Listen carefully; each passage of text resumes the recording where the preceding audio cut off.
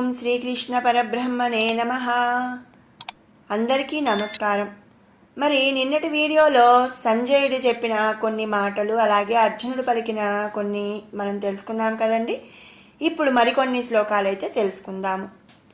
తమువాచ హృషీకేశః ప్రహసన్నివ భారత సేనయోరుభయోర్मध्ये విషీదంతమిదం వచః. మరి నిన్నటి వీడియోలో మనం సంజయుడు అసలు అర్జునుడు ఏం చేయాలనుకున్నది తన ఇష్టం కాదు, ఆ పరమాత్మ ఏది తలచాడో అది చేయాల్సిందే కానీ అని చెప్పి మనం తెలుసుకున్నామన్నమాట. గోవిందుడు తను దుష్టులను చంపడానికి భూమిని రక్షించడానికి ఒక ఆయుధాన్ని అంటే ఒక పరికరాన్ని వాడుకుంటాడు. ఆ పరికరం ఇక్కడ అర్జునుడు. మరి అలాంటి ఆ భగవంతుడికే ఈ అర్జునుడు నేను యుద్ధం చేయను అని చెప్పి చెప్తున్నాడు. మరి అసలు తను యుద్ధం చేయాలా వద్దా అనేది శ్రీకృష్ణుడు ఎలా తలిస్తే అలా జరుగుతుంది, కానీ తను తలచినట్టు జరగదు కదా అని చెప్పి నిన్న సంజయుడు కొంత చెప్పింది మనం విన్నాం. ఇంకా ఏం చెప్పాడంటే తము వాచ హృషీకేశః ప్రహసన్నివ భారత సేనయోరుభయోర్मध्ये విషీదంతమిదం వచః. అంటే భరతకుల తిలకమగు ధృతరాష్ట్ర మహారాజు అర్జునుడు వీరుడే ఉండి కూడా ఇరు సేనలకు మధ్యగా నిలిచి కూడని విధముగా విలపించుచున్నాడు. మరి అంటే ఏంటంటే ఇక్కడ ధృతరాష్ట్రుడితో సంజయుడు చెప్తున్నాడు కదా. ధృతరాష్ట్రుడిని ఎలా చెప్పాడంటే భరతకుల తిలకమగు ధృతరాష్ట్ర మహారాజా అంటే మామూలుగా ధృతరాష్ట్ర మహారాజా అనకుండా ఆయనని గౌరవిస్తూ ఆయనకి పిలుస్తున్నాడనమాట. మరి అర్జునుడు ఎంతటి వీరుడు, అలాంటి వీరుడు కూడా రెండు సేనల మధ్యగా నిలిచి మరి కూడని విధంగా అంటే అసలు అలా జరగకూడదు అనుకున్న విధంగా, అలా జరగదు అనుకునే విధంగా అర్జునుడు బాధపడుతున్నాడు, విలపించుచున్నాడు. మరి ధీరుడగు పురుషుడు నలుగురిలో కన్నీరు కార్చుట దోషము కదా. అర్జునుని కర్తవ్యోన్ముఖుని గావించుటకు మిత్రునితో పరాచకములాడుతంత సులభముగా కృష్ణుడి విధముగా పలుకనారంభించాడు అని చెప్పి సంజయుడు ధృతరాష్ట్రుడితో చెప్తున్నాడు. మరి శ్రీకృష్ణుడు ఋషికేశుడు కదా. ఋషికేశుడు అంటే మనం చెప్పుకున్నాం కదండి, జీవుల యొక్క ఇంద్రియములన్నిటినీ కూడా ఆధీనం చేసుకున్న ఒక పరమాత్మ, ఆయన ఋషికేశుడు అన్నమాట. మరి ఆ ఋషికేశుడు కదా శ్రీకృష్ణుడు. మరి 18 అక్షౌహిణీల సౌన్యము అందలి జీవుల ఇంద్రియములను చలనము లేనట్లు చిత్తరువులుగా నిలిపివించనంట. అంటే ఏంటంటే మనం మొత్తం 18 అక్షౌహిణీల సైన్యము ఆ యుద్ధరంగంలో ఉంటే ఆ సైన్యం అందరి యొక్క ఇంద్రియములను కూడా స్టాట్యూ చేసేసాడంట. అంటే ఇంకా వాళ్ళ కదలిక అనేది లేకుండా, చలనం అనేది లేకుండా స్టాట్యూగా చేసేసాడంట. అలా చేసి అర్జునుని ఇంద్రియములను మాత్రము పరాక్రమము వీడి సోకించినట్లు చేశాడంట. అంటే ఏంటంటే మరి మనం చెప్పుకున్నాం కదండి, శ్రీకృష్ణుడు ఋషికేశుడు ఎవరి ఇంద్రియాలనైనా కూడా తన ఆధీనంలో ఉంచుకొని తన ఇష్టపూర్వకంగా చేయగలుగుతాడు. మరి అలాంటి ఋషికేశుడు అర్జునుని ఇంద్రియాలను మాత్రం పరాక్రమము వీడి సోకించినట్లు చేశాడంట. అతని శోకము తీర్చుటకే అన్నట్లుగా అతనిని ముందుంచుకొని లోకోద్ధరణకై తాను ఉపదేశించదలసిన జ్ఞానామృతమును ఉపదేశింపనారంభించారంట శ్రీకృష్ణుడు. మరి సంజయుడు ఈ విషయాన్ని ధృతరాష్ట్రుడితో చెప్తున్నాడు. మరి అంతే కదండి, మరి ఆయన భగవంతుడు, ఆయన చెప్పాలి అనుకున్నది కేవలం అర్జునుడికే కాబట్టి అర్జునుడి ఇంద్రియాలను మామూలుగా ఉంచేశాడు. మిగిలిన 18 అక్షౌహిణీల సైన్యాలందరి యొక్క ఇంద్రియాలను కూడా నిలిపివేశాడు. అంటే చలనము లేనట్లుగా, అంటే స్టాట్యూ లాగా చేసేసి ఈయన అర్జునుడికి జ్ఞానామృతాన్ని ఉపదేశించడం ఆరంభించాడని చెప్పి సంజయుడు ధృతరాష్ట్రుడితో చెప్తున్నాడు. మరి ఆ భగవానుడు అర్జునుడితో ఏం చెప్పాడు అనేది ఇప్పుడు తెలుసుకుందాం. భగవానువాచ అశోచ్యాన్ అన్వశోచస్త్వం ప్రజ్ఞావాదాంశ భాషన్తే గతాసు నగతాసూంశ నాను శోచంతి పండితాః. అర్జున, దుఃఖింపదగని వాటిని గురించి ఇంతవరకు నీవెంత శోకించితివి. ఇచ్చట నిలిచిన వీరులందరూ శరీరము ఆత్మను రెండు కలిసి ఉన్నవారు. నీకిది తెలిసి ఉన్నచో ఈ బంధువధ చేయుట ఎట్లు అని అడిగి ఉండవు. అయినా సరే శరీరము కంటే ఆత్మ వేరని తెలిసినవాడు పలుకదు. నరకము పొందుట, పిండములను గైకొనుట, తర్పణములు స్వీకరించుట మొదలుగు గొప్ప వాదములు చేయుచున్నావు. మరి శరీరము ఆత్మ రెండిటిలో శరీరములో ఏమి చేసినా ప్రాణములు శాశ్వతముగా నిలువలేవు.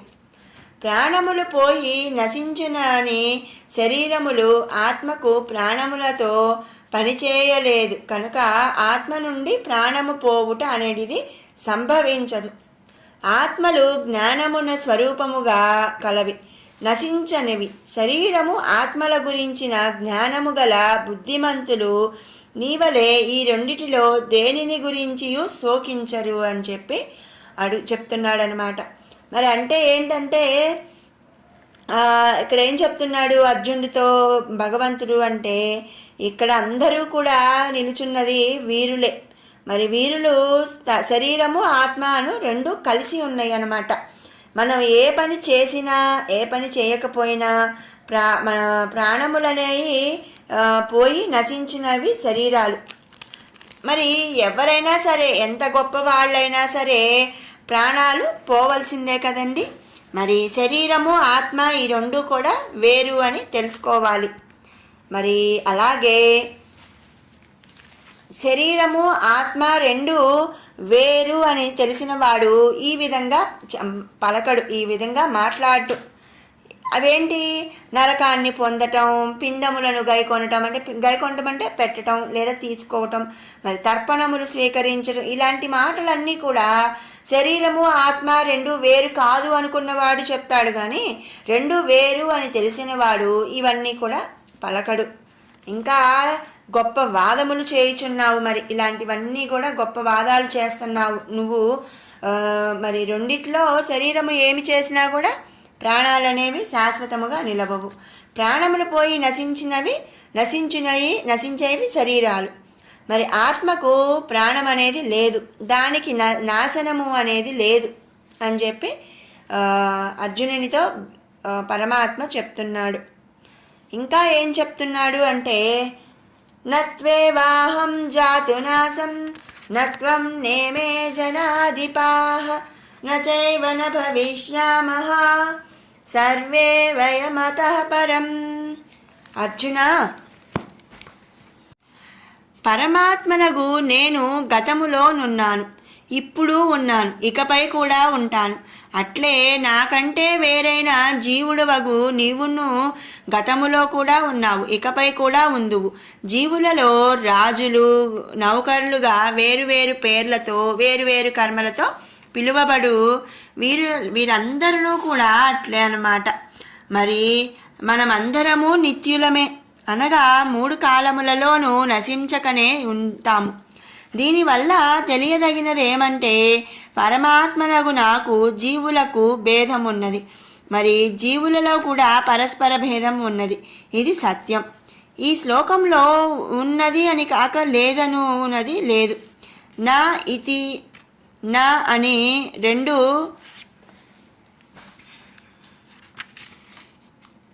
నకారములను ప్రయోగించి శ్రీకృష్ణుడు జీవ బ్రహ్మల భేదమును, ఆత్మల నిత్యత్వమును తనను దృష్టాంతముగా చూపి స్థాపించుచున్నాడని చెప్పి మనం ఇక్కడ తెలుసుకోవాలన్నమాట.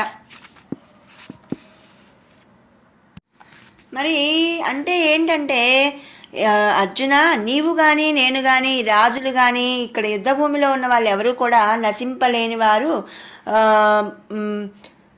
శరీరములు నశించినను ఆత్మ నశించదు, ఆత్మ నిత్యం శాశ్వతం అని చెప్పి అర్జునుడికి భగవంతుడు అర్థమయ్యేలా చెప్పాడనమాట. మరి మనందరము ఒకే ఆత్మస్వరూపులే అని జీవుని శివుని ఒకే వేదికపై సమాన స్థాయిలో ఇచ్చుట భగవానుడు నిలిపి జీవుడు ఆత్మయే కాని దేహము కాదు అని చెప్పి చెప్తున్నాడు. జీవులందరి యందు ఒకే ఆత్మ వ్యాపించి ఉంది. భగవంతునకు భక్తునకు గురువునకు శిష్యునకు భేదమే లేదని, అందరూ ఒకే సద్వస్తువని ప్రతిపాదించాడు శ్రీకృష్ణుడు. అంతేకాని ఇక్కడ గురువు శిష్యుడు ఇవన్నీ కూడా మనం విభజించుకున్నాము, కానీ అందరిలో ఉన్న ఆత్మ ఒకటే అని చెప్పి చెప్తున్నాడు. మరి అద్వైత బ్రహ్మజ్ఞాన సారాంశం అది. ఇది పరమ రహస్యమగు ఆధ్యాత్మతత్వము. ఇట్టి నిజాత్మ బోధచే జీవునకు తాను ఎన్నటికీ నశించుటలేదు అని తెలిసినప్పుడు అపరిమితమైన ధైర్యం పరమానందం కలుగుతుంది. మరి ఈ శరీరము శాశ్వతము కాదు, ఆత్మకి చావు లేదు అని తెలుసుకున్నప్పుడు ఆత్మజ్ఞానం కలిగి ఆ జీవుడికి ధైర్యము పరమానందం కలుగుతుందన్నమాట. అలాగే ప్రాణభయం అనేది మరణ భయం అనేది పోతాయని చెప్పి ఇక్కడ చెప్తున్నాడు. మరి మొట్టమొదటినే పరమోత్కృష్టమైన గంభీరమైన ఆత్మవిద్యను అర్జునునికి ఉపదేశించి నీవు పండితుని వలె పాండిత్యమును రెండు అంటే భాషించుచు అంటే పాండిత్యమును పండితుని వలె మౌఢ్యమును అంటే మూఢత్వమును రెండూ కూడా ఒకేసారి భాషించుచు శోకింపతగదని వారిని గూర్చి చుంచుంటివి, నీకిది తగదు అని పలికి నిత్యానిత్య వస్తు నివేదనను తెలియజేయు సాంఖ్యయోగ దృష్టితో యుద్ధము చేయుట కర్తవ్యమని శ్రీకృష్ణుడు అర్జునుడితో ప్రతిపాదిస్తున్నాడు.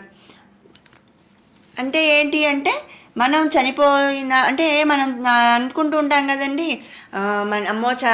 మన అందరికీ కూడా మన మనుషులకి ఎవరికైనా చావు భయం అనేది ఉంటుంది, కానీ ఇలాంటి మరణ భయం అనేది ఉండకూడదు. మరి ఆత్మ పరమాత్మ రెండు ఒకటే, శరీరము అలాగే ఆత్మ రెండు వేరు, ఆత్మకు ఎలాంటి నాశనము లేదు, ఆత్మే పరమాత్మ అని చెప్పి ఇక్కడ మనం తెలుసుకోవాలన్నమాట. కాబట్టి శ్రీకృష్ణుడు చెప్పిన కొన్ని విషయాలు మనం ఈ వీడియోలో తెలుసుకున్నాం కదండి. మరికొన్ని గీతా బోధన జ్ఞాన బోధన విషయాల్ని తర్వాత వీడియోలో తెలుసుకుందాము. ఇప్పుడు 1 నుంచి 20 శ్లోకాల వరకు కూడా ఒకసారి పారాయణ చేసుకుందాం. ఓం శ్రీకృష్ణ పరబ్రహ్మణే నమః. శ్రీమద్భగవద్గీత 2వ సాంఖ్యయోగः. తం తథా కృపయావిష్టం అశ్రుపూర్ణాకులేక్షణం విషీదంతమిదం వాక్యం ఉవాచ మధుసూదనః.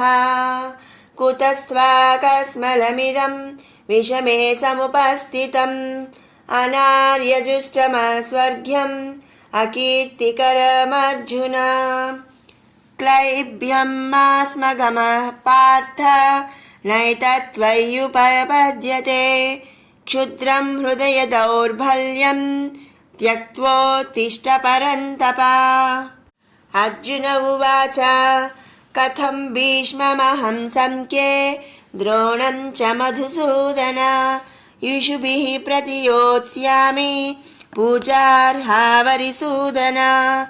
గురూన్ హత్వా హి మహానుభావాన్ శ్రేయో భోక్తుం భైక్ష్యమపీహ లోకే హత్వాత్తకామాంస్తు గురూనిహైవ భుంజీయ భోగాన్ రుధిర ప్రదిగ్ధాన్ న చైతద్విద్మః కతరన్నో గరీయో యద్వా జయేమ యది వా నో జయేయుః యానేవ హత్వా న జిజీవిషామః తేవ స్థితా ప్రముఖే దార్తరాష్ట్రాః కార్పణ్యదోషోపహత స్వభావః పృచ్ఛామి త్వాం ధర్మ సమ్మూఢచేతాః యచ్రేయస్యాన్నిశ్చితం బ్రూహి తన్మే శిష్యస్తేహం సాధి మాం త్వాం ప్రపన్నం.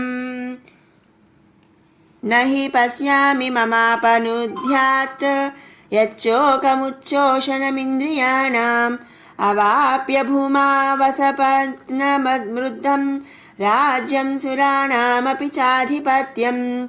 सञ्जय उवाच एवमुक्त्वा हृषीकेशं गुडाकेशः परं तप नयोत्स्य इति गोविन्दमुक्त्वा तूष्णीं बभूवः।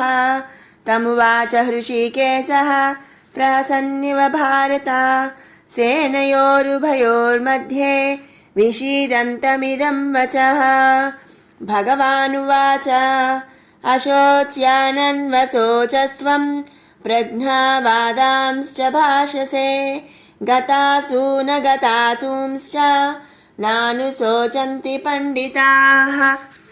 न त्वेहवाहं जातुनासं न त्वं नेमे जनाधिपः न चैव न भविष्यामः सर्वे वयमतः परम्। देहिनोऽस्मिन् यथा देहे कौमारं यौवनं जरा तथा देहान्तरप्राप्तिः धीरस्तत्र न मुह्यति।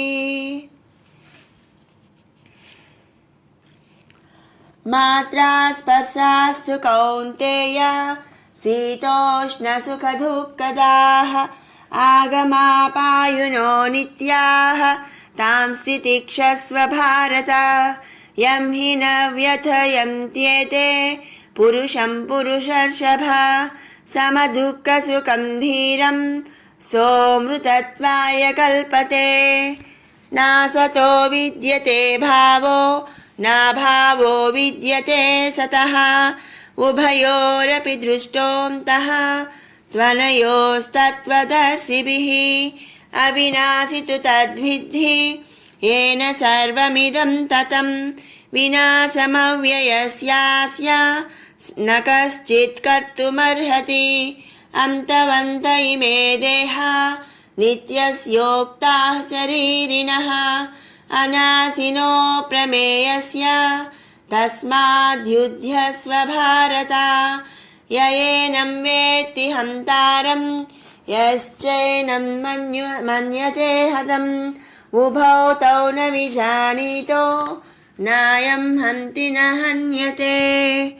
न जायते म्रियते वा कदाचित् नायं भूत्वा भविता वाह न भूयः। अजो नित्यः शाश्वतोऽयं पुराणो न हन्यते हन्यमाने शरीरे। ॐ श्रीकृष्ण परब्रह्मणे नमः।